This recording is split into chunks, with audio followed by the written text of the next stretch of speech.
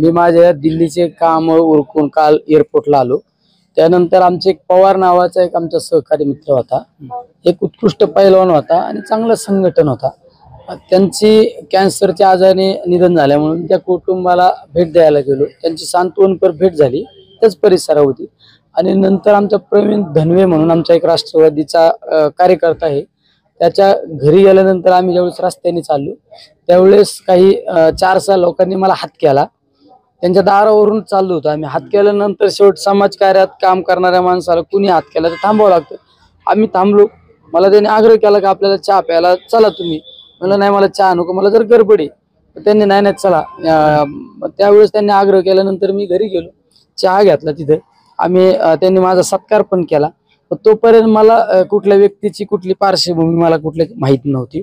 मला नंतर 1-2 तासांनी काही मला पुण्यातून काही मित्रांचे फोन आले, तुम्ही ज्या भागामध्ये गेलते ते काही नियोजित कार्यक्रम होता का? नाही, मी सांगितलं फक्त सांत्वनपर भेट नियोजित होती, बाकी कोणाकडे जाणं हा माझा नियोजित नव्हतं। त्यामुळे मला थोडी पार्श्वभूमी नंतर माहित झाली। त्यामुळे हा जो प्रकार घडला तो एक ऍक्सिडेंट झालेला आहे। त्या व्यक्तीचा माझा कुठला संबंध नाही, काय नाही म्हणजे ती नकळत ती चूक घडली। पण दुसरीकडे जर आपण बोलतो, अमोल मिटकरी म्हणतायत की लोकसभेमध्ये कदाचित गजा मारणे यांनी मदत केली असेल निलेश लंके यांना, म्हणून ते आभार मानायला गेले असते। अरे त्या अमोल मिटकरीला म्हणावा, तुला काय माहिती का परिस्थिती? तू जरा परिस्थितीची जाणीव करून घे ना। तुला एखाद्या पक्षाने मीडिया समोर बोलायला ठेवलं, मग काही बोलायचं का? टीका करताना दिसत अजित पवार गट। अरे त्यांना पार्श्वभूमीच माहित नाही ना।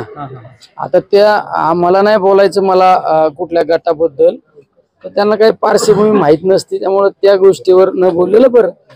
ज्यावेळेस पार्थ पवार गजा मारण्याच्या घरी गेले आणि त्यावर ज्यावेळेस तुम्ही राळ उठवली, त्यावेळी राष्ट्रीय अध्यक्ष आदरणीय अजितदादा यांनी स्पष्टपणे कबुली दिली होती की जी चूक आहे ती चूक आहे, यापुढे ही चूक होणार नाही।